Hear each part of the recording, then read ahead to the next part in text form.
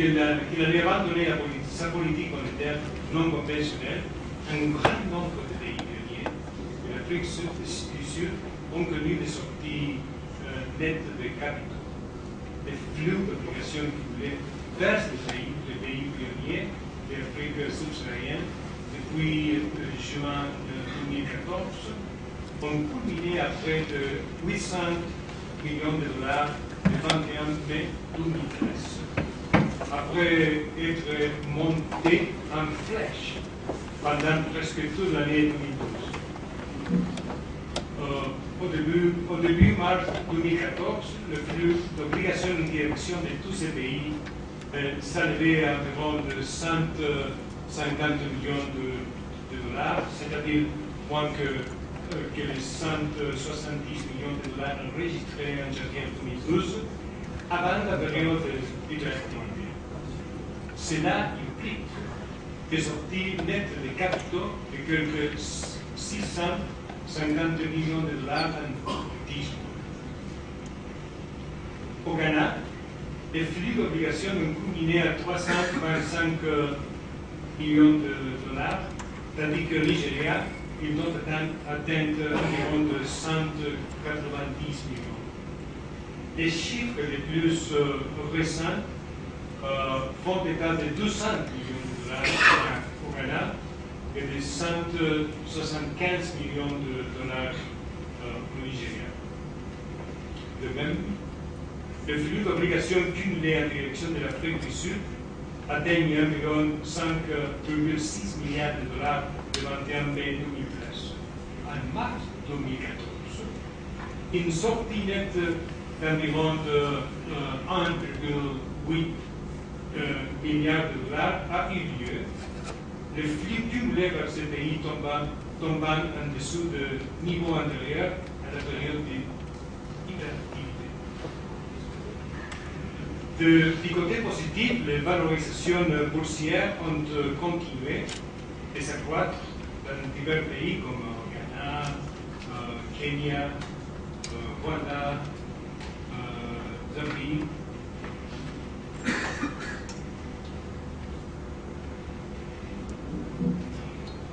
L'annonce de mai 2013 a été suivie d'une hausse effective des coûts d'emprunt, dont témoigne l'augmentation des marges sur les obligations souveraines des pays émergents et des pays pionniers par rapport au bond du Trésor américain et d'une hausse des taux d'intérêt du marché.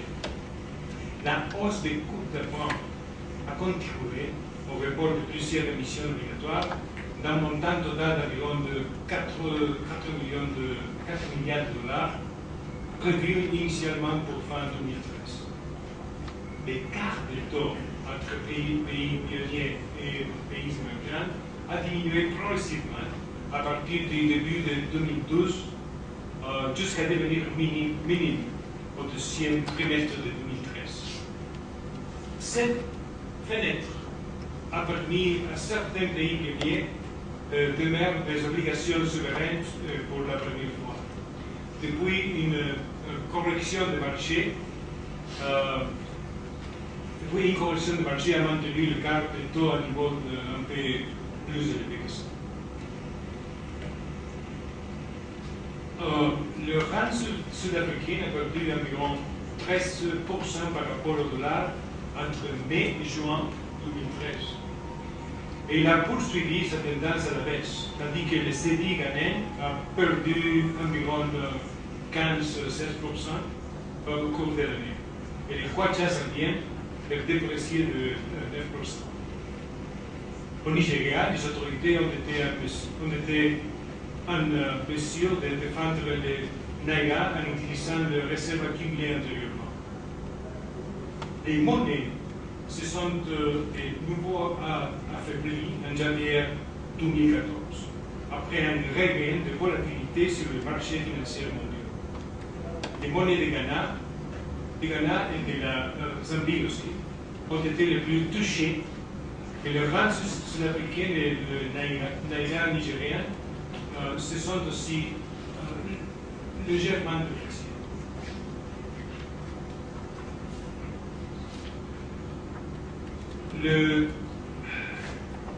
La volatilité a été plus prononcée dans les pays dont la situation budgétaire et le compte extérieur était relativement fragile.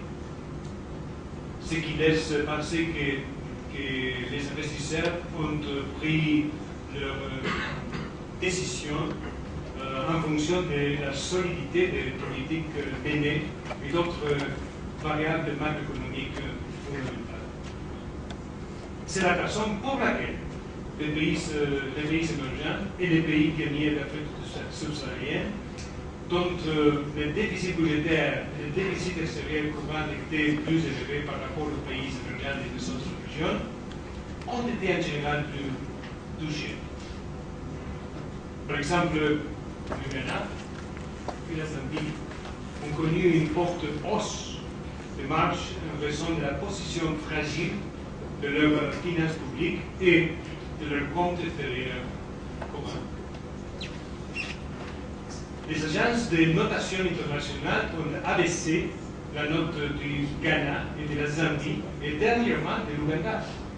Et elles ont relevé à positif les perspectives pour l'Ouganda et un stable celle du Sénégal.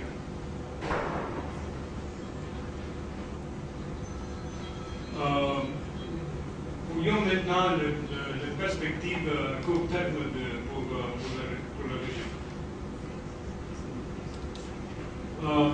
L'économie de la région s'est développée au rythme remarquable de 4,9%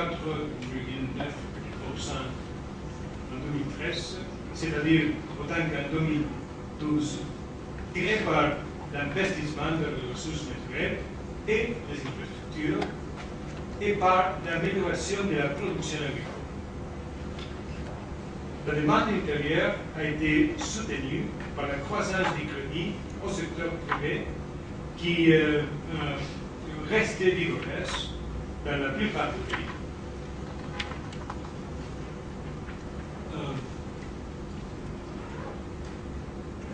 La croissance de l'Afrique subsaharienne devrait continuer à s'accélérer et de s'établir à environ de 5,5% en 2014 et 2015, même s'il reste déterminé comment mieux répartir les fruits de cette croissance. Cette projection de référence s'appuie sur l'accélération de la croissance prévue dans les pays avancés. Elle incorpore des estimations des effets que pourrait avoir sur la région des ralentissements prévus de l'activité dans les pays émergents, la baisse des prix des produits de base et le resserrement des conditions monétaires au niveau. Cependant, il est difficile de savoir exactement dans quelles mesures cet effet se feront sentir dans la région.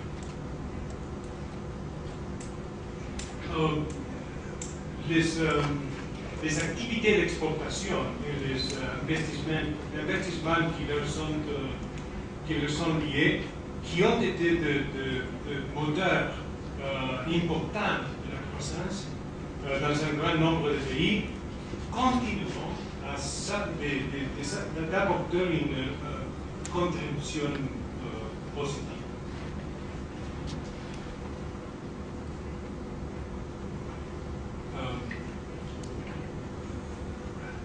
La croissance devrait s'accélérer dans la plupart du groupe de pays, en particulier dans les États fragiles et les pays exportateurs de pétrole. Dans les pays à revenus intermédiaires, les taux de croissance devraient progresser d'environ 0,3% en 2014 et continuer à augmenter en 2015, grâce en particulier à ces exportations soutenues, aux investissements en cours et aussi à l'amélioration de la confiance des entreprises. En revanche, la croissance devrait rester très faible en Afrique du Sud en raison d'influences extérieures négatives telles que le resserrement des conditions financières mondiales et des facteurs intérieurs comme la tension entre l'employeur et employés dans le secteur minier et les autres.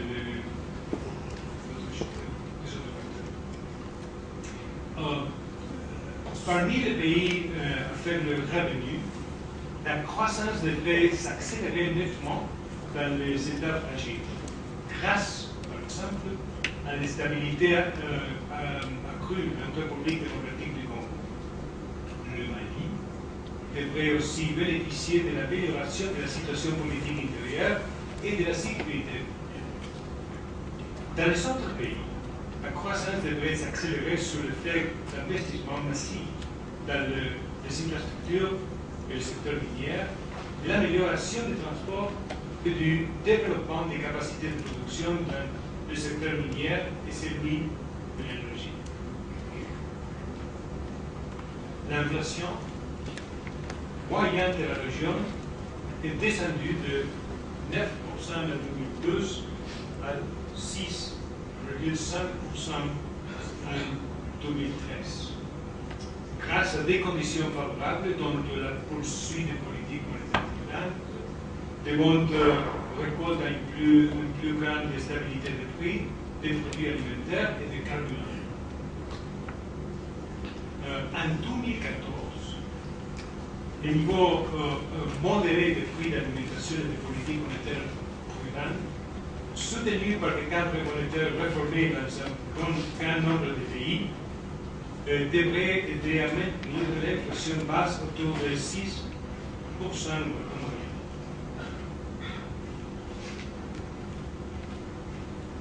En 2009, pour la première fois, l'Afrique subsaharienne a pu recourir à la politique budgétaire pour atténuer les effets de la récession mondiale. C'est ainsi que les déficits budgétaires se sont creusés dans une grande partie de la région, tandis que la croissance diminuait. Le déficit budgétaire médian, représenté par la courbe rouge, est passé d'environ 1,4% de PIB en 2008, après de 4,1% de PIB en 2009. De plus, comme le montre la zone ombrée, qui est le cadre interquartile, c'est-à-dire 50% des données au niveau de la distribution, non seulement les soldes budgétaires se sont dégradés en 2009, mais ils sont devenus déficitaires dans un grand nombre de pays. Aujourd'hui, le déficit budgétaire sont encore élevés dans beaucoup de pays. En 2013, le déficit médian pour la région a atteint 3,6% du PIB, contre un déficit médian de 0,7% de PIB en 2006 et de 1,4% en 2008. On notera aussi que les déficits budgétaires sont prédominants dans 50% centraux des pays. On peut souligner que le déficit budgétaire moyen de la région est de 2,9% de PIB pour la période de 2010-2013, contre un excédent moyen de 1,9% de PIB pendant la période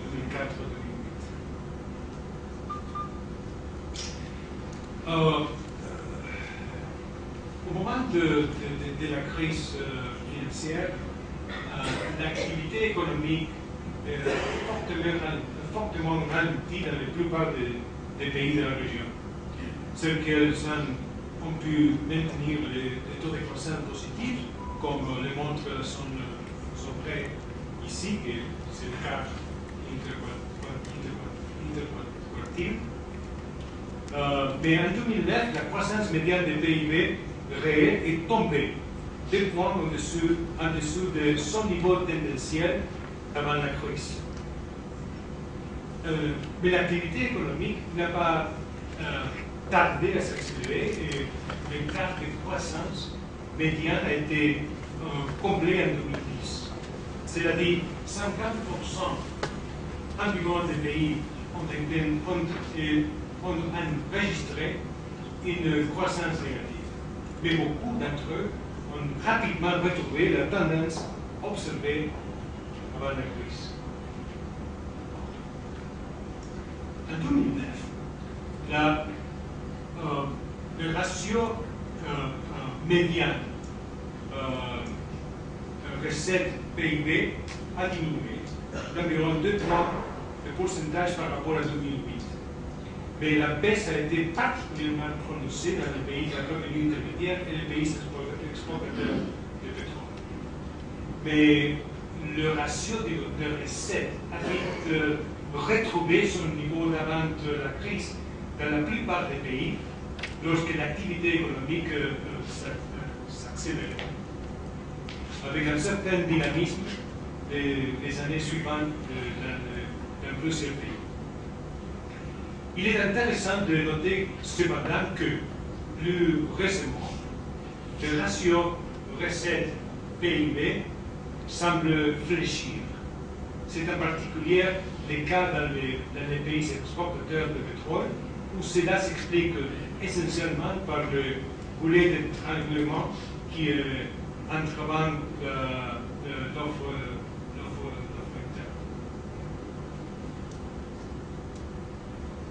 interne. Donc le déficit prononcé des années qui ont suivi la crise s'explique par la hausse des dépenses. Dans un grand nombre de cas, c'est le résultat d'une simulation bien nécessaire de l'investissement public, mais dans certains cas, ces déficits résultent de politiques qui contribuent moins à la réalisation des objectifs de stabilité. Par exemple, dans un certain nombre de pays, ils sont le résultat d'une reconfiguration des dépenses publiques au détriment de l'investissement, qui se traduit par de nouvelles hausses de la dette publique. On notera que le ratio de dépenses primaires PIB ont continué à augmenter et que l'augmentation semble même être accélérée ces deux dernières années. Pour terminer, je voudrais évoquer les principaux risques qui présentent sur ces perspectives, ainsi que les défis auxquels les dirigeants de la région sont confrontés et quelles sont les actions qui pourraient être menées pour y faire face.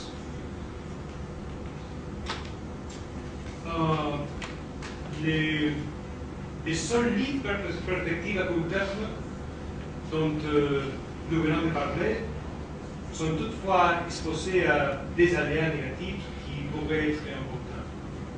Les risques d'origine locale sont liés à l'accentuation des déséquilibres budgétaires dans certains pays et à la fragilité de la sécurité dans les d'autres. Les risques externes tiennent au ralentissement de la croissance dans les pays émergents et au resserrement des conditions de liquidité dans les pays avancés. Si ces derniers éléments représentent la menace la plus grave pour la région dans son ensemble, c'est le ralentissement de l'activité dans les pays émergents qui est le plus problématique pour certains pays. Le déséquilibre budgétaire continue à s'accentuer dans certains pays. C'est particulièrement le cas au Ghana et en Zambie, où un relâchement sensible de la politique budgétaire a eu lieu, qui a entraîné un nouvel alourdissement de la dette publique. Dans ces deux pays, de dépenses primaires réelles ont augmenté près de 2 fois plus vite que pour l'ensemble de la région entre 2010 et 2013. De plus, les conditions de sécurité restent difficiles dans certains pays. Le conflit en cours en République centrafricaine et au Soudan du Sud provoque des ravages considérables de ces 2 pays, avec des retombées sur certains pays voisins. D'autres pays du Sahel sont aussi confrontés à la menace terroriste, ce qui a des effets négatifs sur la stabilité et le développement. Mais il y a aussi des importants risques d'origine externe, notamment un ralentissement plus marqué que prévu de l'activité dans les pays émergents et une normalisation plus rapide que prévu des conditions monétaires dans les pays avancés.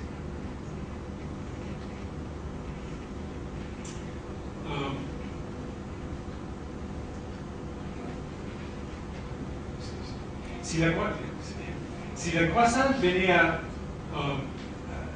ralentir beaucoup plus qu'on ne prévoit actuellement dans les pays émergents, l'Afrique subsaharienne pourrait durement s'en ressentir.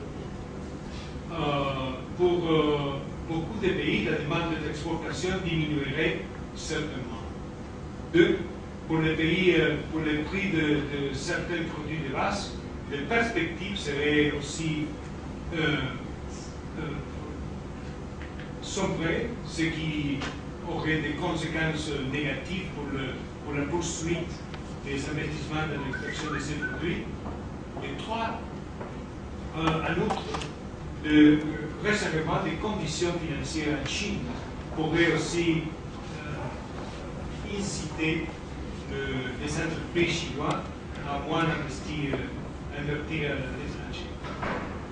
Un abandon plus rapide que prévu de politique monétaire non conventionnelle dans les pays avancés pourrait entraîner de fortes tensions financières pour la région, sous la forme notamment d'une hausse des coûts d'emprunt et d'un regain de tensions sur le taux de change et les prix intérieurs.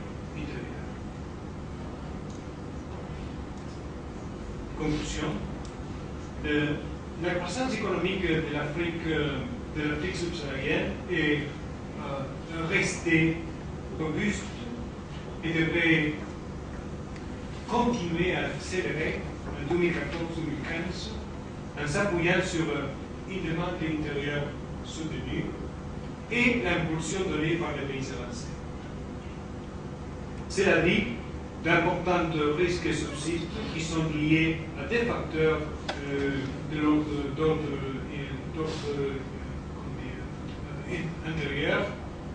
intérieur, comme le déséquilibre budgétaire dans certains pays et les conditions de sécurité